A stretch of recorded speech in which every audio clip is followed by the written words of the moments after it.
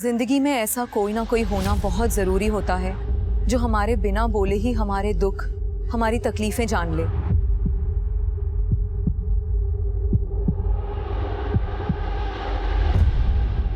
जब कोई हमसे सिर्फ और सिर्फ शिकायतों में बातें करता है तो एक वक्त के बाद हम उसे सुनना भी पसंद नहीं करते। हमें अपनी कमियां सुनना ना अच्छा नहीं लगता, क्योंकि आईना देखने से ज्यादा इंटरेस्ट हमें आईना दिखाने में होता है।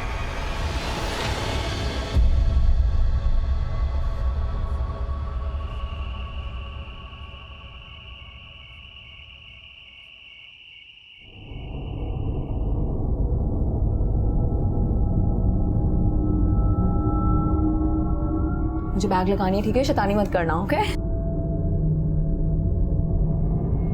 सुरभि जल्दी करो, और लेट करेंगे तो हाईवे में ट्रैफिक में फंस जाएंगे हम। अभिनव, ये तुमने अचानक से बुआ जी के यहाँ जाने का प्लान कैसे बना लिया? अरे तुमने ही तो बोला था कि बुआ जी की तबीयत खराब है, मिल के आते हैं, तो मैंने सोचा जरूर मिल के आते हैं। पर वो तो मैंने तुम्हें पिछले हफ्ते बोला था ना।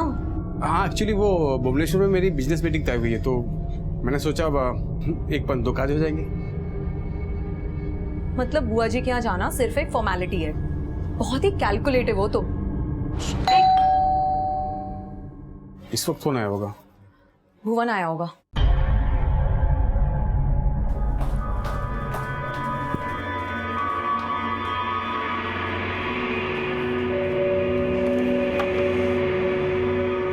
भाभी, आपने एंटी वॉमिटिंग टैबलेट रख ली ना? तो सिर्फ यही पूछने के लिए इतनी रात को यहाँ पर आया है? अरे नहीं भैया, मैं तो बस यूं ही, मुझे लगा अगर आप लोगों को जरूरत होगी तो। अरे जरूरत होती तो मैं खुद तुझे फोन करके बुला लेता। पर भैया, मुझे तो लगा कि आप मुझसे कहेंगे कि मैं सुरभि भाभी को उनकी बुआ से मिलवा लाऊं। हाँ, मैंने सोचा कि इस बार सुरभि को मैं खुद साथ लेके जाऊं। हाँ, एक पंथ दो काज।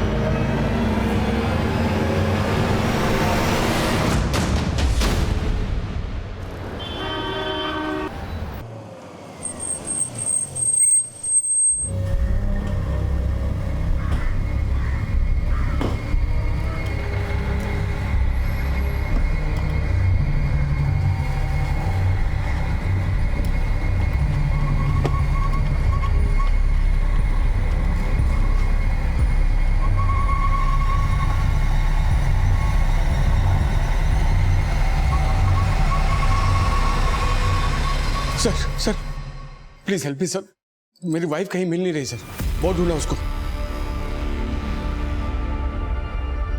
जरा ठीक से बताइए क्या हुआ था? सर, हम बोलगंज में रहते हैं। आज मॉर्निंग में मैं, मेरी वाइफ सुरभि और मेरी बेटी रिद्धि बोलगंज से भुवनेश्वर जाने के लिए निकले थे सर। भुवनेश्वर कोटी की जगह? सर, भुवनेश्वर में मेरी वाइफ सुरभि की बुआ रहती है सर, वहीं जा रहे थे हम। सुबह गोविंदा मार्केट से गुजर रहे थे तो मेरी बेटी को भूख लगी, तो उसने कहा कि उसे कुछ खाना है, तो मैंने गाड़ी रोका और रिद्धि के लिए बिस्किट्स वगैरह लेने शॉप पे गया।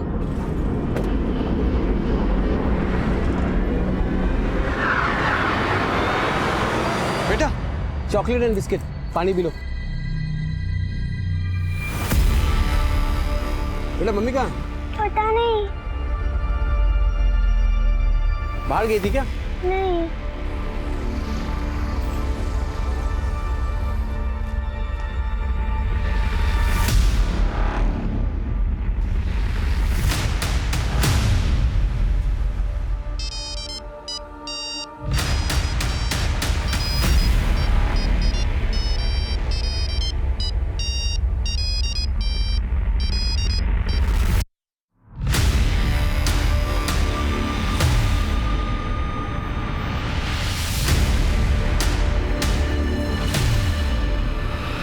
लेकिन गोविंदा मार्केट में तो सुबह से काफी भीड़ भाड़ रहती है, ऐसे कोई कैसे गायब हो सकता है? सर, मैं खुद इस बात से हैरान हूं सर। सर प्लीज कुछ पता कीजिए सर प्लीज।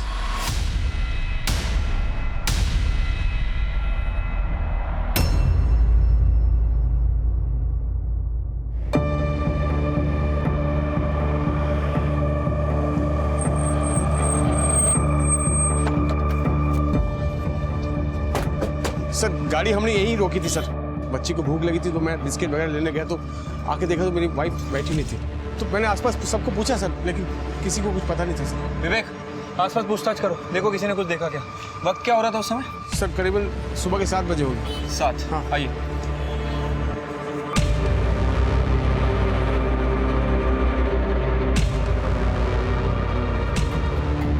सर सुबह आए हुए थे ये, अपनी बीवी के लिए काफ़ी परेशान भी थे। इसके अलावा सर कुछ पता नहीं मुझे। ठीक है, हाँ।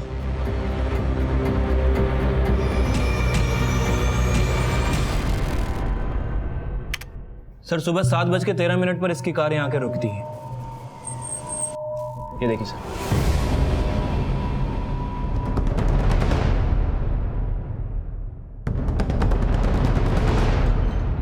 बच्ची को ले जाओ।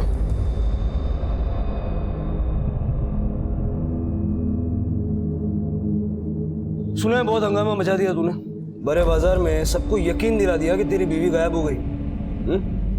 चाल बहुत अच्छी थी लेकिन कामयाब नहीं हुई। कैसी चाल सर? आप ये क्या बोल रहे हैं, मुझे कुछ समझ में नहीं आ रहा। नौटंकी बंद कर। जब तू गोविंदा आया तेरी गाड़ी में तेरी बीवी थी नहीं। अब ये पुलिस के पास मिसिंग कंप्लेंट लिखवाने के लिए आ गया।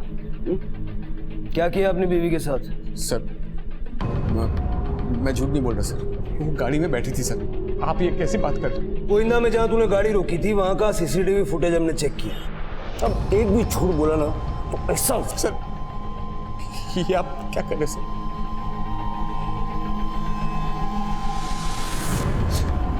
मुझसे बहुत बड़ी गलती हो गई सर, मुझसे बहुत बड़ी गलती हो गई। अब मुझे याद आया सर, गोविंदा से पहले मैंने माक्सी में गाड़ी रोकी थी और वो सर वो गाड़ी सुरभि ने रुकवाई थी सर।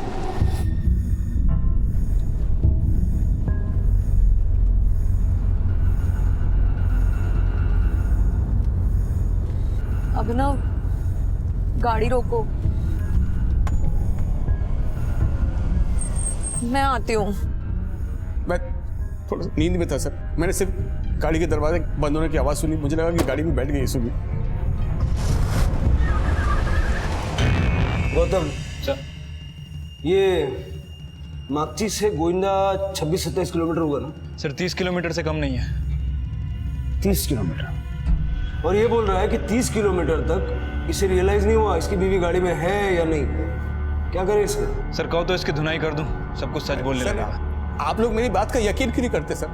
ट्रस्ट मी सर, मैं झूठ नहीं बोल रहा, मुझे मेरी बीवी की फिक्र है सर। सुबह के 4 से 5 बजे होंगे जब मैं माक्सी में गाड़ी रोकी थी सर, इतने सुनसान अकेले वो। सर मुझे मेरी बीवी की फिक्र है सर, प्लीज उसका पता लगाइए sir. I need your help sir. मैं झूठ नहीं बोल रहा सर, मैं झूठ नहीं बोल रहा।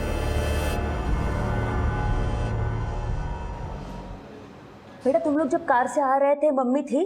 हाँ, बेटा जब मम्मी गाड़ी में थी तो कहाँ चली गई? मुझे पता नहीं, मैं तो सो रही थी। फिर मैं उठी, फिर मुझे भूख लगी। फिर तुम्हारे पापा तुम्हारे लिए बिस्किट चॉकलेट लाए और पूछा मम्मी कहाँ है, लेकिन मम्मी तो नहीं थी ना। कहाँ गई? रिद्धि बेटा, मैंने बीच में एक बार गाड़ी भी रोकी थी। बस हमने पूछ लिया जो पूछना था। सर इसका मतलब यह है कि अभिनव ने अपनी बीवी के साथ जो कुछ भी किया वो तब किया जब इसकी बेटी सो रही थी। सर इसकी बातों पे भरोसा नहीं किया जा सकता। सर ऐसा कैसे हो सकता है कि 30 किलोमीटर तक इसे पता ही नहीं चला कि उसकी बीवी उसकी कार में है या भी नहीं? सर एकदम सफेद झूठ बोल रहा है ये। गौतम अगर झूठ बोल भी रहा है तब भी उसको एक मौका देना चाहिए। सर माकची में सुनसान हाईवे पे एक औरत का होना नॉट सेफ। उसको माकची लेके जाओ। ठीक है सर।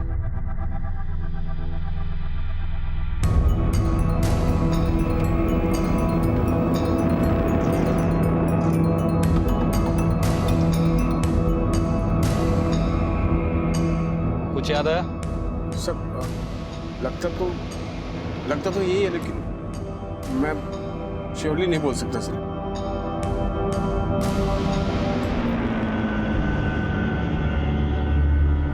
सब वो शायद वो आगे मैंने गाड़ी रोकी थी सर एक बार। पक्का? हाँ रोको यहाँ पे।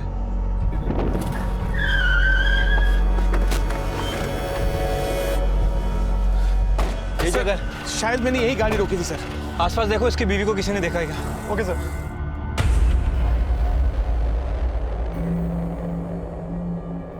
क्या इस औरत को सुबह 4:30-5 बजे के करीब यहाँ देखा था? सर हम लोग तो यहाँ 6 बजे के बाद आते हैं। उस समय तक यहाँ पर ऐसी किसी औरत को नहीं देखा हमने।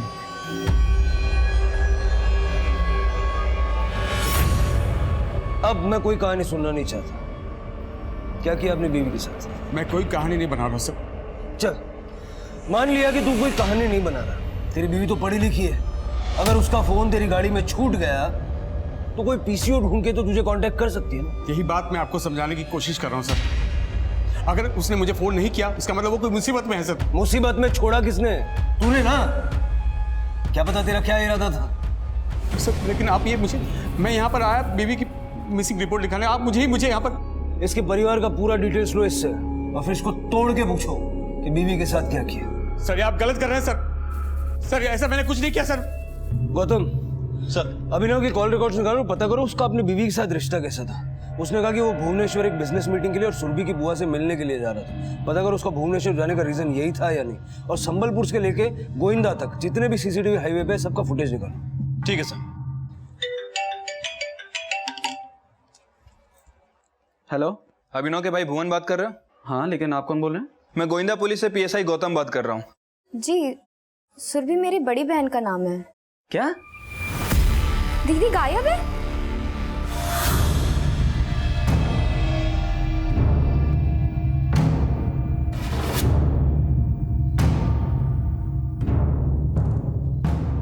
सुरभि एक पढ़ी लिखी समझदार औरत थी जिसने अब तक न अपने पति और न ही किसी रिश्तेदार से संपर्क किया था। लेकिन वो गायब कहाँ थी? पुलिस उसको ढूंढने के लिए हर संभव प्रयास कर रही थी, लेकिन उसका मिलना नामुमकिन सा लग रहा था।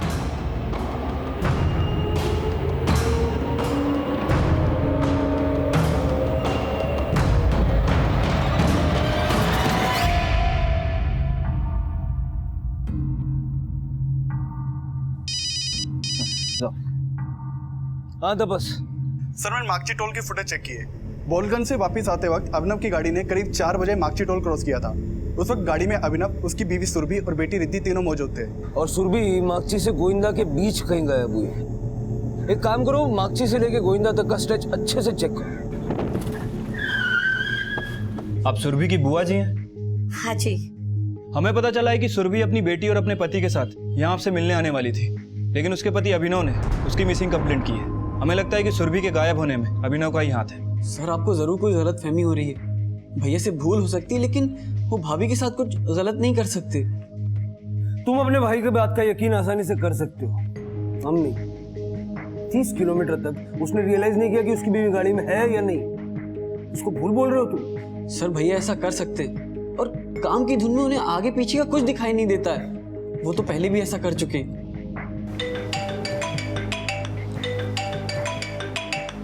हेलो हेलो भुवन, तुम्हारे भैया मुझे यहाँ मार्केट में फिर से भूल के चले गए हैं और यहाँ मुझे बहुत देर से कोई ऑटो भी नहीं मिल रहा है। तुम प्लीज आके मुझे पिकअप कर लोगे? सर भैया भुलक्कड़ स्वभाव के हैं। उनसे भूल हो सकती है लेकिन वो कोई क्राइम नहीं कर सकते।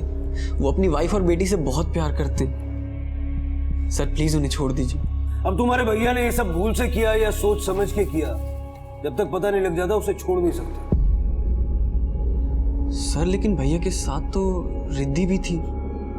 रिद्धि को हमने उसकी मौसी काव्या के यहाँ भेज दिया। Don't worry about. मैं भैया से एक बार मिल सकता हूँ क्या? भैया आप ऐसी लापरवाही कैसे कर सकते हैं? आप भाभी को ऐसे बीच रास्ते में छोड़ा। मुझसे बहुत बड़ी गलती हो गई भुवन। मैं अपने धुन में इतना खोया हुआ था कि मुझे कुछ पता ही नहीं चला। लेकिन जैसे लोग सोच रहे हैं ना, ऐसा कुछ नहीं है मेरे भाई। मैंने कुछ नहीं किया। तू समझ रहा ना मैं क्या कर रहा हूँ? मैं कुछ नहीं किया। जाहिर है कि अभिनव का भाई उसके फेवर में ही बोलेगा। सुरभि की बुआ का क्या कहना? सर बुआ ने भी अभिनव के ऊपर शक नहीं जताया। हाँ लेकिन उन्हें इस बात का पता नहीं था कि सुरभि और अभिनव उनसे मिलने भुवनेश्वर आने वाले। मतलब अभिनव ने झूठ बोला? हाँ सर, लेकिन सर अभिनव की भुवनेश्वर में बिजनेस मीटिंग कंफर्म थी। ये भी उसकी कोई ना कोई तो चाल है। सुरभि के साथ जो कुछ हुआ वो मागची और गोविंदा के बीच हुआ। हो सकता है कि उसको मार के उसकी बॉडी कहीं डंप कर दी हो। हर पॉसिबिलिटी चेक करो। ठीक है सर। सुरभि किस हाल में होगी यह भी रहस्य बना हुआ था, पर अभिनव कोई साजिश कर रहा था या उसने भूल से सुरभि को छोड़ा था, ये राज अब भी सुरभि की तलाश पर ही निर्भर करता था। लेकिन फिलहाल सुरभि से जुड़ी कोई भी सूचना नहीं मिल रही थी। इसी दौरान पुलिस को गोविंदा और नाकुची के बीच एक अज्ञात लाश मिली।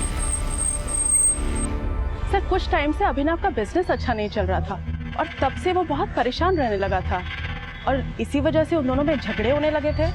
किस तरह के झगड़े?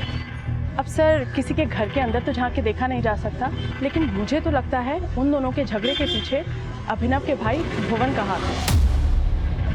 बट भुवन कैसे हो सकता है? अब सर ये तो आपको अभिनव ही बता सकता है। वैसे शादी के कुछ समय बाद ही अभिनव ने खुद से भुवन को अलग कर दिया था।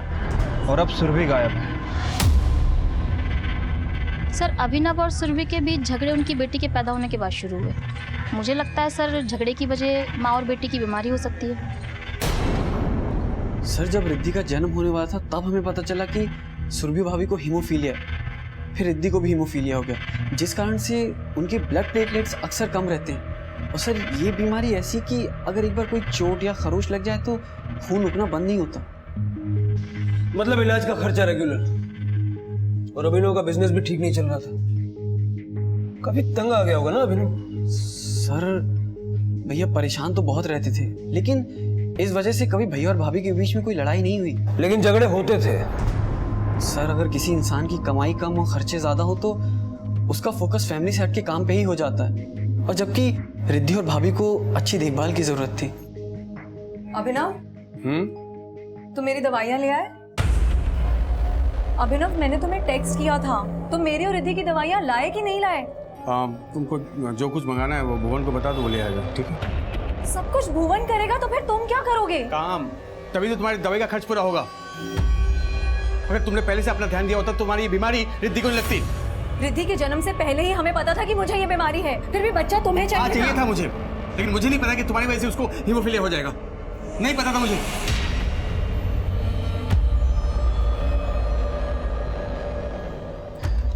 सर हो सकता है कि सुरभि की बीमारी के खर्चों से तंग आकर उसने सुरभि को गायब कर दिया।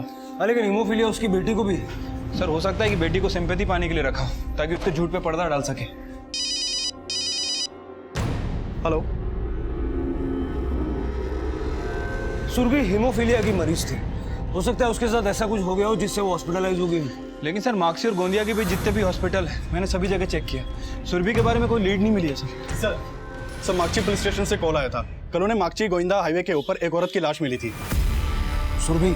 सर उन्हें जो लाश मिली वो जंगली जानवरों ने आधी खाई हुई थी। लाश को पहचानना मुश्किल हो रहा है, शायद हो सकता है वो सुरभि ही हो।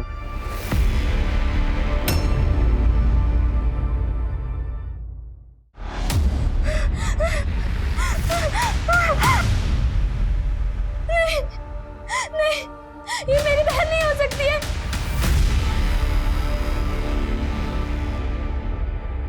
सर मैं कोई चाल नहीं चल रहा सर, मैं आपको बोल रहा हूँ मैंने कुछ नहीं किया।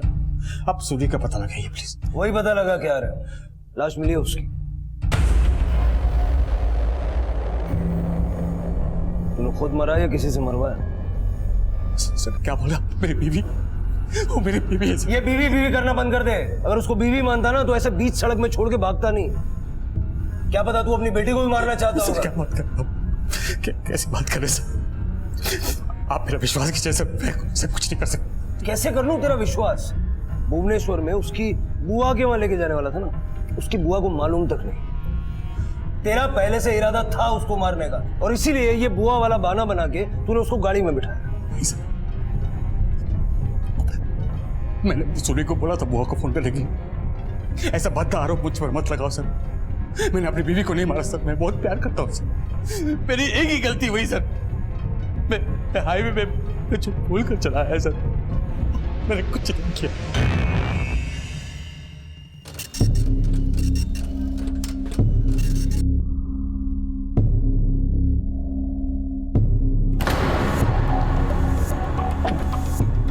सर अभिनव के कॉल रिकॉर्ड चेक किए सर, उसके रिकॉर्ड में किसी भी सुपारी किलर का नंबर नहीं मिला है। लेकिन सर कॉल रिकॉर्ड के हिसाब से दिन में घंटों बात किया करते थे जीजा और साली।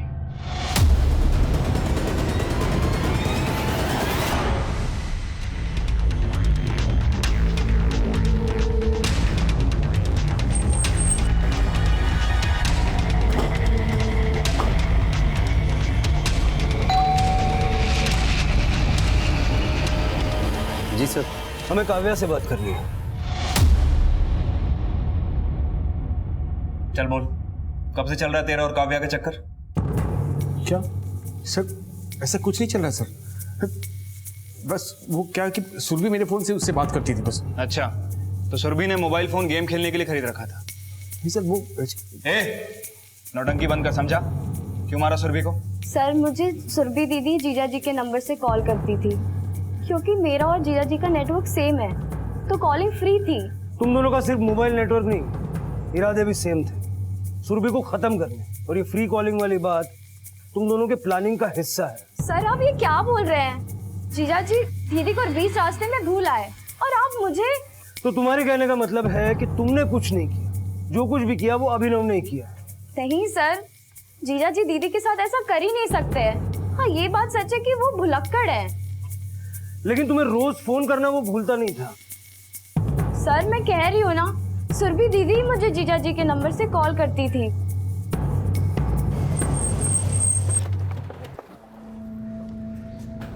गौतम, लगता है अभिनव और काव्या सोच के बैठे कि अगर फंस गए तो क्या बोलना है। काव्या के कॉल रिकॉर्ड निकालो। हो सकता है कि अभिनव ने नहीं बल्कि काव्या ने उस कॉन्ट्रैक्ट किलर को हायर किया। ठीक है।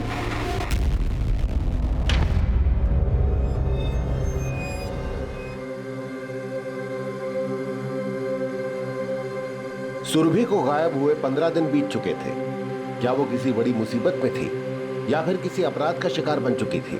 वहीं उसकी बेटी अपनी मां के इंतजार में थी, जो अब मजबूरन अपने पिता से भी दूर हो चुकी थी।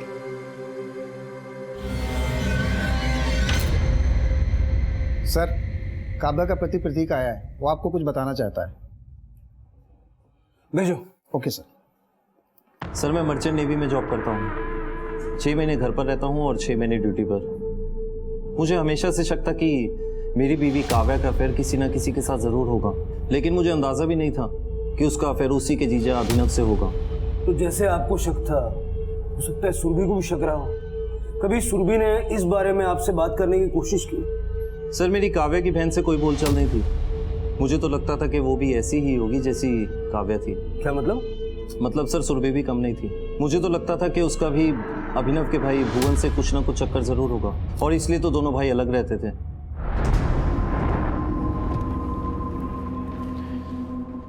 सर ये तो काव्या का हस्बैंड प्रतीक है, ये यहाँ क्यों आया था? सुरभि और काव्या का कैरेक्टर बताने के लिए आया था। कह रहा था कि अभिनव और काव्या का ही नहीं, सुरभि और भुवन का भी अफेयर हो सकता है। लेकिन सर मैंने अभिनव और काव्या इन दोनों के फ़ोन रिकॉर्ड चेक किए। सर दोनों के फ़ोन रिकॉर्ड में कुछ भी सस्पिशियस नहीं मिला है, और जब जब इन दोनों की फ़ोन पे बात होती थी, अभिनव की फ़ोन लोकेशन हमेशा उसके घर की रही थी। सर मुझे लगता है इस प्रतीक का ऐसा बयान देना, इसका मकसद कुछ और ही है। क्या मकसद उसका? सर काव्या और सुरभि के पेरेंट्स की डेथ के बाद उनकी बुआ उनके फादर के घर में ही रहने लगी थी।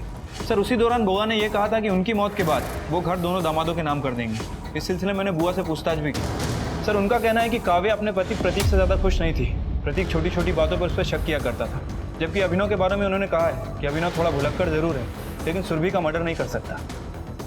गौतम, लेकिन प्रतीक ने एक बात तो नहीं बताई है। मान लो कि सुरभि और भुवन का चक्कर था, अभिनव के पास सुरभि को मारने का मोटिव था। सर मोटिव तो हो सकता है, क्योंकि जब मैंने पड़ोसी से पूछताछ की तो उन लोगों ने भी भुवन की तरफ इशारा किया था। और सर अभिनव और सुरभि की शादी के बाद ये भुवन उनसे अलग भी रहने लगा था। पता लगा ये भुवन अलग क्यों रहने लगा था, और भुवन और सुरभि के अफेयर की बात में सच्चाई कितनी? ठीक है सर।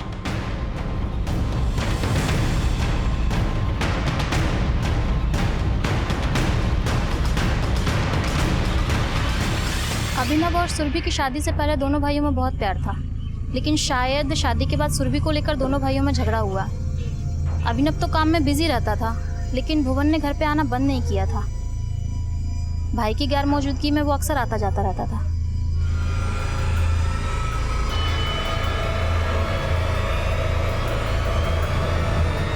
सर आप ऐसा सोच भी कैसे सकते हैं? भैया के पास टाइम नहीं रहता था और भाभी और रिद्धि की तबीयत खराब रहती थी, इसीलिए मैं उनकी देखभाल के लिए वहां आता जाता था।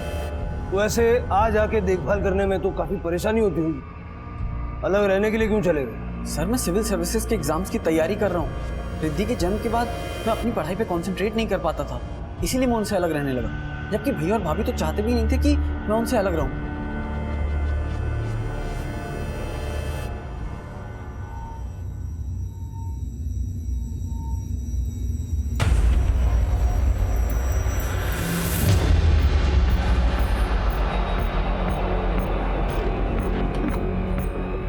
सर, मार्क्सी गोविंदा हाईवे के पास जिस औरत की बॉडी मिली थी वो सुरभि नहीं है। सुरभि की उम्र 30 साल है और वो हीमोफीलिया की पेशेंट है, जबकि जो बॉडी हमें मिली है उसकी उम्र 40 साल है और इसमें हीमोफीलिया के सिम्टम्स नहीं मिले।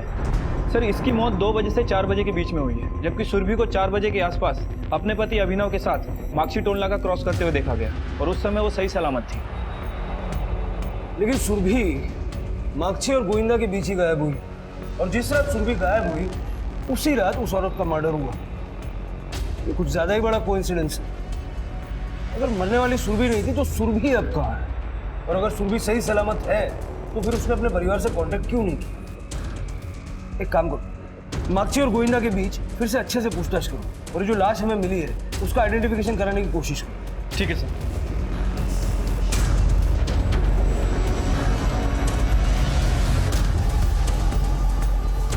सुरभि अब कहां थी, ये रहस्य अब और भी गहरा होता जा रहा था, और सुरभि के गायब होने से अब इस केस में ऐसे सवाल खड़े होने वाले थे जो पुलिस की थ्योरी में 180 डिग्री का घुमाव लाने वाले थे। हेलो सर, मैं बोलगंज पुलिस स्टेशन से सब इंस्पेक्टर जीवन बोल रहा हूँ। जी कहिए। सर, मुझे सुरभि के मिसिंग केस के बारे में पता चला तो सोचा आपसे बात करूं। कुछ साल पहले सुरभि ने अपने पति अभिनव के खिलाफ डोमेस्टिक वायलेंस का केस फाइल किया था। उसके बाद हमने उसके पति को अरेस्ट भी किया, बट उसने तुरंत केस वापस भी ले लिया। सुरभि जी, जब आपको केस वापस ही लेना था तो आपने अपने पति के खिलाफ केस फाइल ही क्यों किया? सर, मैं सिर्फ अभिनव को सबक सिखाना चाहती थी कि मैं कोई अबला नारी नहीं हूँ। आपको अंदाजा भी है आपके केस वापस लेने के बाद वो आप पर मानहानि का मुकदमा कर सकता है। सर, ना तो उसके पास इतना वक्त है और ना ही ये सब करने के लिए दिमाग। बस मैं चाहती हूँ कि वो मुझ पर फिर से हावी ना हो। गौतम, अगर अभिनव को नीचा दिखाने के लिए सुरभि झूठी पुलिस कंप्लेंट फाइल कर सकती है तो अभिनव से हमेशा के लिए छुटकारा पाने के लिए कोई बड़ा गेम भी खेल सकती है। सर, मैं कुछ समझा नहीं। काव्या के पति ने हमें बताया कि सुरभि और भुवन का चक्कर हो सकता है। पड़ोसियों से भी हमें ऐसी बातें सुनने को मिली। हो सकता है कि किसी औरत का मर्डर करवा के सुरभि उसे अपना मर्डर दिखाना चाहती हो। हाँ तो बस। तो जिस रात उस अज्ञात औरत का मर्डर हुआ था उसकी अगली सुबह वहीं पास के पुलिस स्टेशन में एक कमला नाम की औरत की मिसिंग रिपोर्ट फाइल की गई थी। सर, कमला प्रोस्टिट्यूट थी और कमला की मिसिंग रिपोर्ट उसकी 16 साल की बेटी और उसके पड़ोसियों ने करवाई थी। जो लाश हमें मिली है उसका डीएनए कमला की बेटी से मैच करवा के दे और इस कमला के बारे में सब कुछ पता करो। उसका कनेक्शन सुरभि मिसिंग केस से हो सकता है। Okay sir. गौतम, पूरे चांसेस हैं कि इस कमला नाम की प्रोस्टिट्यूट का मर्डर करवा के सुरभि उसे अपना मर्डर दिखाना चाहती है।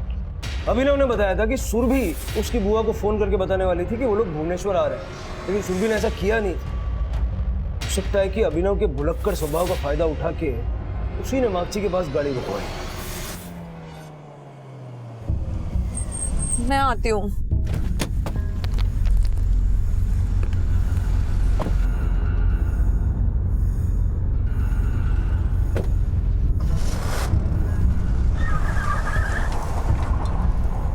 उसे यकीन होगा कि अभिनव गाड़ी में उसकी एब्सेंस को नोटिस नहीं करेगा। लेकिन सर, जो बॉडी मिली थी पोस्टमार्टम रिपोर्ट के हिसाब से उसकी मौत सुरभि के मार्क्सी पहुंचने से पहले हो चुकी थी।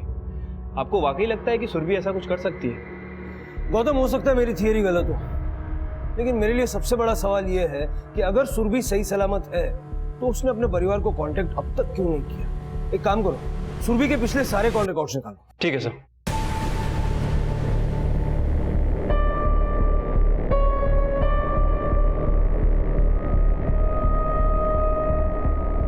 सर, पहले आपने बोला कि मैंने सुरभि को मार दिया, अब आप ये बोल रहे हैं कि सुरभि ने किसी और औरत को मरवा के ये साबित करने की कोशिश करी कि वो जिंदा नहीं है। लेकिन उसने तुम्हारे खिलाफ डोमेस्टिक वायलेंस की झूठी कंप्लेंट भी लिखवाई थी। हाँ, क्योंकि वो मुझसे गुस्सा थी सर, लेकिन जैसा आप सोच रहे हैं ऐसा कुछ नहीं है सर। तुम्हें भी ऐसा ही लगता है? हाँ सर, भाभी ऐसा नहीं कर सकती। अगर ऐसा कर नहीं सकती तो फिर गायब क्यों? सर सुरभि के कॉल रिकॉर्ड में कुछ भी सस्पिशियस नहीं मिला है, लेकिन सर एक बात तो कंफर्म है, अभिनव से ज्यादा भुवन से बात करती है। भुवन की कॉल रिकॉर्ड्स अच्छे से स्कैन करो और भुवन का फोन सर्वेलेंस में रखो। हो सकता है सुरभि और भुवन एक दूसरे के टच में हो। ठीक है सर।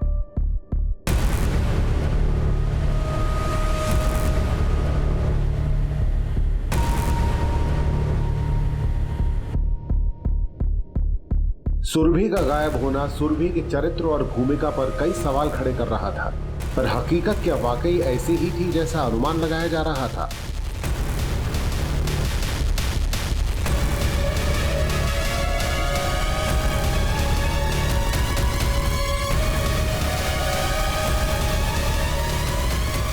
सर मैं दूध की डेयरी में काम करता हूँ। रोज सुबह 4 बजे यहाँ से डेयरी के लिए निकलता हूँ। बुधवार 4 बजे मैंने एक औरत को यहाँ खड़े हुए देखा था, बड़े घर की लग रही थी।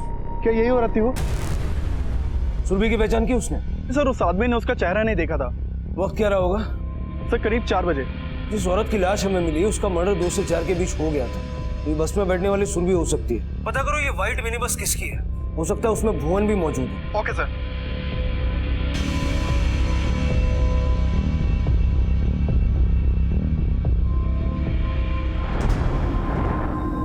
अभिनव, तुम मेरा फोन क्यों नहीं उठा रहे थे?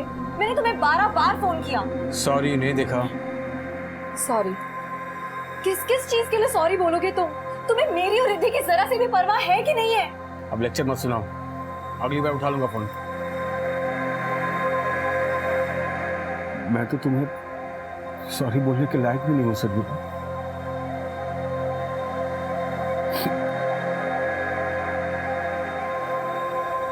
सर मैंने भुवन के कॉल रिकॉर्ड्स और एलिबाई चेक किए। सर उसके कॉल रिकॉर्ड में कुछ भी सस्पिशियस नहीं मिला, लेकिन जिस सुबह सुरभि और अभिनव शहर से निकल रहे थे, भुवन की लोकेशन अगली शाम तक बोलगंज में ही थी। यहाँ आसपास कोई बस स्टॉप है या कोई ऐसा इंसान जिसके पास सफेद मिनी बस हो? यहाँ ऐसा कोई नहीं, पर हाँ वहाँ कंस्ट्रक्शन साइट में मजदूर लोग हैं, वो मिनी बस का इस्तेमाल करते हैं। सर हमारे कंस्ट्रक्शन कंपनी में एक वाइट कलर का मिनी बस है।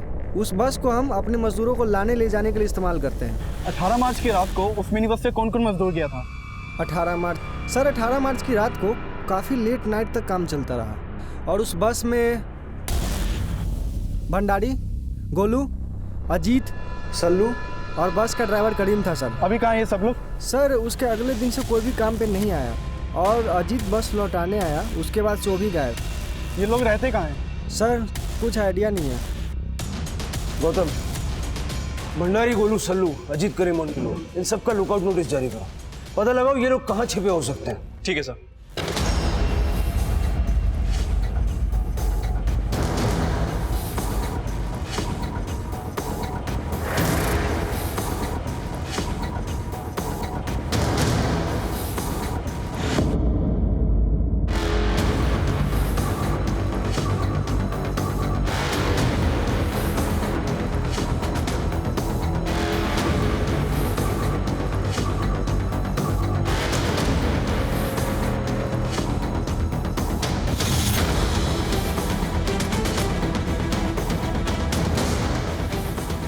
इस केस में अब तक 6 संदिग्ध सामने आए थे, लेकिन इस केस में इनकी भूमिका क्या थी, ये राज अब भी उनकी तलाश तक महफूज था और जल्द ही एक सूचना सामने आई। हाँ तपस, ठीक है सर, उन 6 लोगों में से 4 लोगों का पता चल गया है।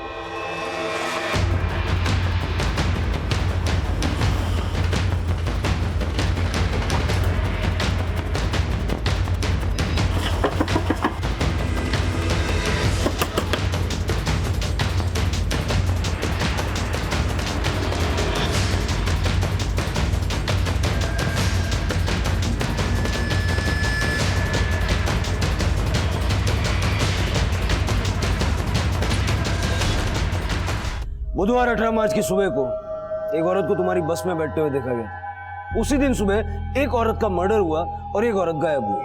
अब मुझे ये बताओ, जिस औरत का मर्डर हुआ वो कौन थी और जो गायब हुई वो कहाँ है? सर आप क्या बोल रहे हैं, हमें तो कुछ भी समझ में नहीं आ रहा। समझ में नहीं आ रहा? अब आ रहा है समझ में? कमला का मर्डर तुम लोगों ने इस औरत के कहने पे किया? नहीं सर, इसके कहने पे नहीं मारा था सर। फिर किसके कहने पे मारा? हम बस कमला को मारना चाहते थे सर, क्योंकि उसने अपने दलालों से हमें पिटवाया था साहब। हम उसके रेगुलर कस्टमर थे साहब। उसकी 16 साल की बेटी है, हमें पता चला था साहब। हम बस उसके साथ सोना चाहते थे। हमने कमला को ऑफर भी दिया साहब, लेकिन उसने हमें गालियाँ दी साहब, फिर अपने आदमियों से पिटवाया साहब। हम उस बदला लेना चाहते थे साहब। रोज रात को वो हाईवे पे खड़ी होती थी कस्टमर ढूंढने के लिए। साइड में लगा। मतलब तुमने सुरभि के कहने पे कमला का मर्डर नहीं किया? जानते हो ना इसको? जानते हो? बोलो! हाँ साहब, उस दिन कमला को मारने के बाद ये हमें हाईवे पे ही दिखाई दी थी साहब। साइड में लगा। उस औरत ने बोला कि आप प्लीज मुझे थोड़ा आगे तक लिफ्ट दे देंगे? ठीक है, बैठिए।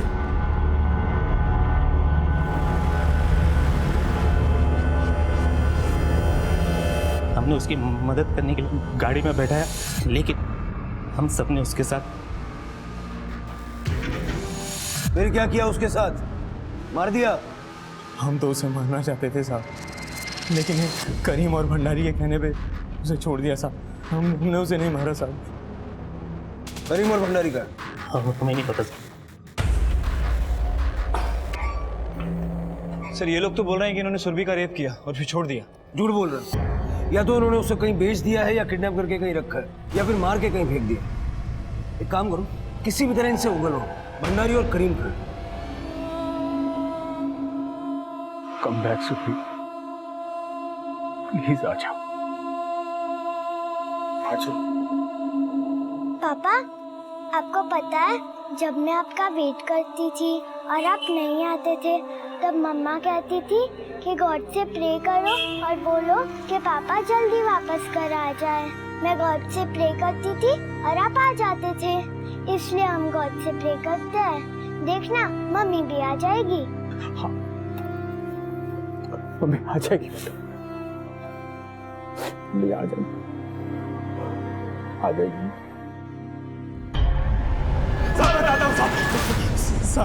साहब भंडारी का हमें नहीं पता साहब, लेकिन करीम का गांव बिलासपुर में है साहब।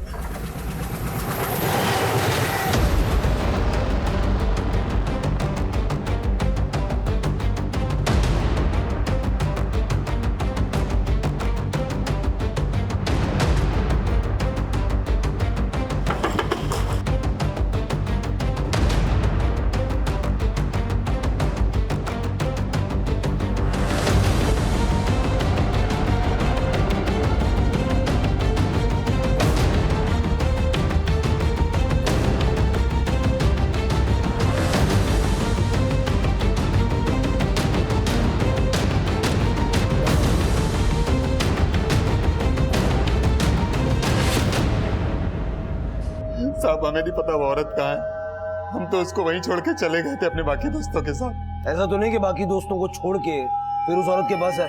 नहीं साहब, हमने उसके बाद कुछ नहीं किया साहब, हमें नहीं पता वो औरत कहाँ है साहब। सर 6 के 6 को बहुत पीटा, लेकिन सभी का यही कहना है कि सुरभि का रेप किया और उसे जिंदा छोड़ दिया।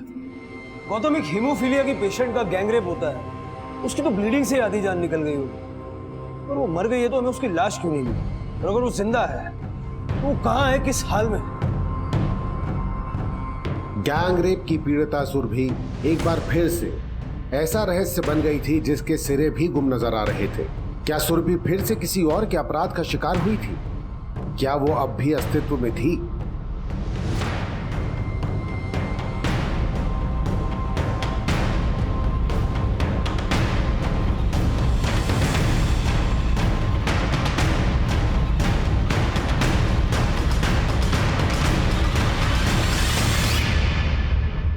क्या सुरभि भाभी के साथ गैंग रेप? पर सर अभी भाभी है कहाँ? देखो सुरभि के साथ जो कुछ हुआ उसके बाद तो नहीं लगता कि वो जिंदा भी होगी। सर प्लीज ऐसा मत बोलिए, वरना भाभी के बिना भैया और रिद्धि एकदम टूट जाएंगे। हम उसे ढूंढने की पूरी कोशिश कर रहे हैं।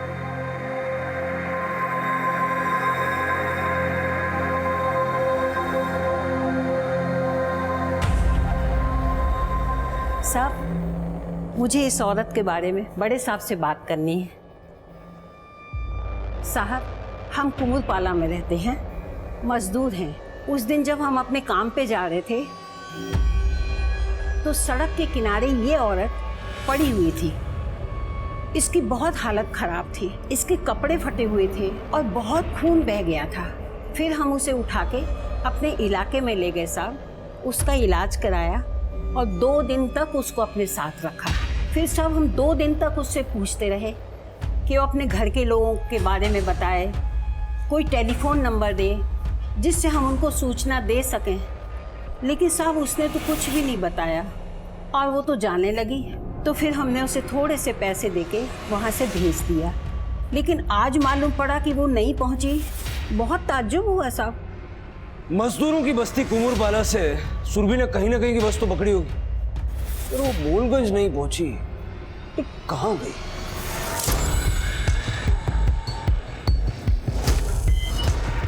हाँ सर, इस औरत ने कुमुरपाला से बस पकड़ी थी। ये तुम्हारी बस से उतरी कहाँ थी? इतना तो याद नहीं, लेकिन गोलगंज नहीं गई थी। हेलो,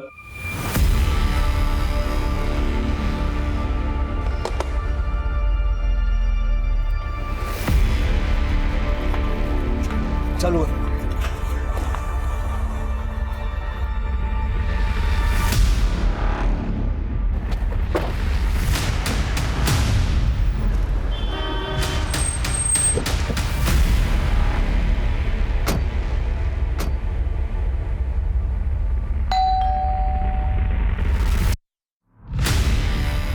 सुरभि, सर अभिनव उस रात सिर्फ मुझे रास्ते पर ही नहीं भूला,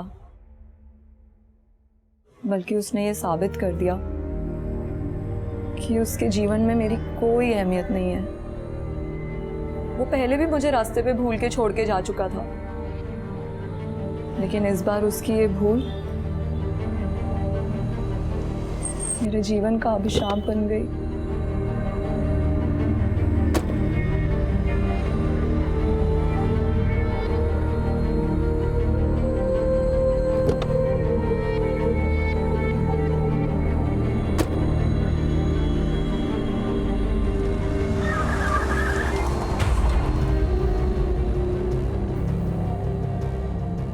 अभिनव की इस भूल की वजह से मुझे उन वैश्यों का शिकार बनना पड़ा।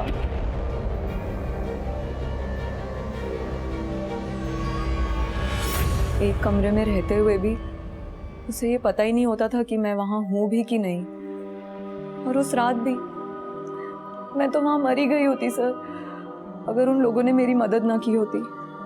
तुम्हारे साथ इतना सब कुछ हो गया, तुमने अपने परिवार से कांटेक्ट नहीं किया? किस मुंह से कॉल करती उन्हें सर, और ये बताती कि मेरे साथ जो कुछ भी हुआ वो अभिनव की भूल थी, या फिर उस इंसान को फोन करती जिसके पास हमेशा एक ही जवाब होता है, गलती हो गई, सॉरी। जब भी नजदीकी रिश्तों में दूरियों की खाई जगह बनाने लगे तो एक बार ठहर कर ये जरूर सोचना चाहिए, क्या हम अपनों से दूर भाग रहे हैं या खुद से? क्योंकि कभी कभी हमें एहसास भी नहीं होता कि दुनियादारी के बड़े बड़े फायदों के लिए हम रिश्तों के उन छोटे छोटे जज्बातों को नजरअंदाज कर देते हैं, जिनके बिना दुनिया भले ही चल सकती है, लेकिन रिश्ते बिना जज्बातों के और जिंदगी बिना रिश्तों की कभी निभ नहीं सकती। मुझे एक मौका और दो, आई नीड यू। ये एहसास मुझे हमारे दूर जाने के बाद है। I am sorry.